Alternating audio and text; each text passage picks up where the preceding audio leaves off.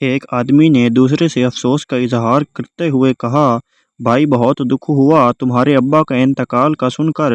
उन्हें कौन सी बीमारी थी? दूसरा बोला, भाई बुढ़ापा उन्हें ले गया। पहला ठंडी आह भरकर बोला, हाँ भाई ये बहुत खतरनाक बीमारी है।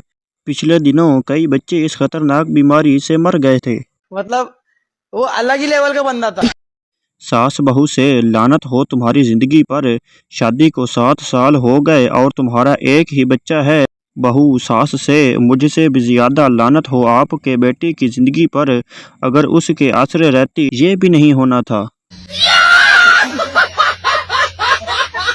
एक आदमी ने किसी बच्चे से पूछा, बेटा डाक खाना कहाँ है? बच्चा, जी वो तो हमारे घर के सामने है।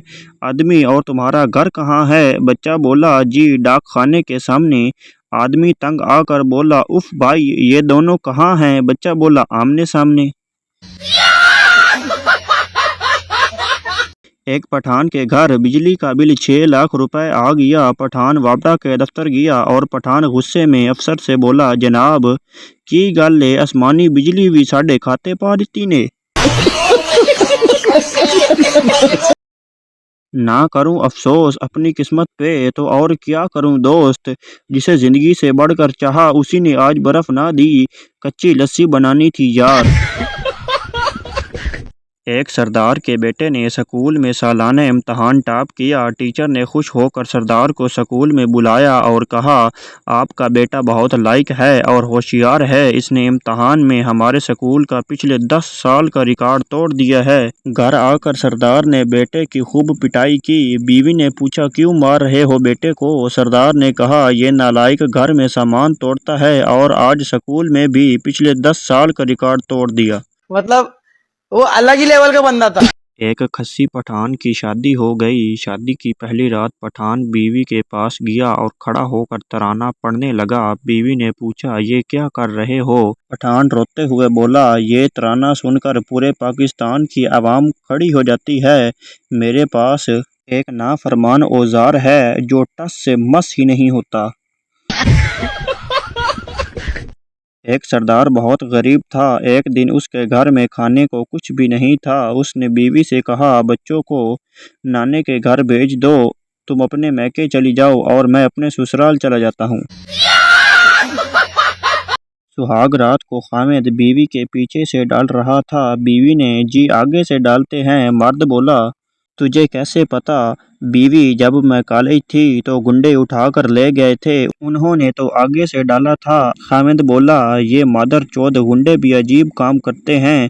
जब मुझे ले गए थे तो पीछे से डाला था। मतलब वो अलग ही लेवल का बंदा था।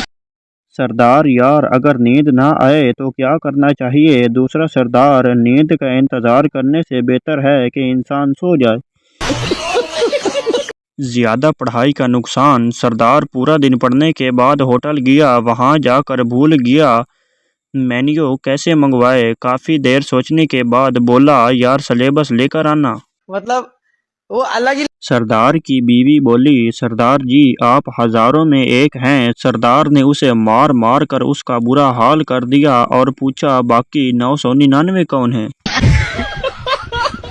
अर्ज किया है, जिसने जल्दबाजी में शादी की उसने जिंदगी को बिगाड़ लिया और जिसने सोच समझ कर शादी की उसने क्या उखाड़ लिया। सरदार क्लास में पहले नंबर पर आया। उस्ताद, पढ़ लिख कर तुम क्या बनोगे? सरदार, बैंक का चौकीदार। एक आदमी हजाम की दुकान पर गया और कहने लगा, आपने कभी गधे की हिजामत बनाई है?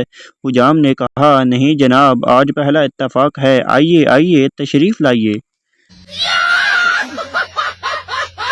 निकाह के वक्त दुल्हन की शलवार फटी हुई थी। मौलवी बड़े गौर से देख रहा था। दूल्हा बोला, मौलवी साहब क्या देख रहे हो? मौलवी बोला, जन्नत का नज़ारा देख रहा हूँ। दूल्हा शलवार नीचे करते हुए बोला, आइए फिर दोज़ख दा अज़ाब भी देख लीजिए।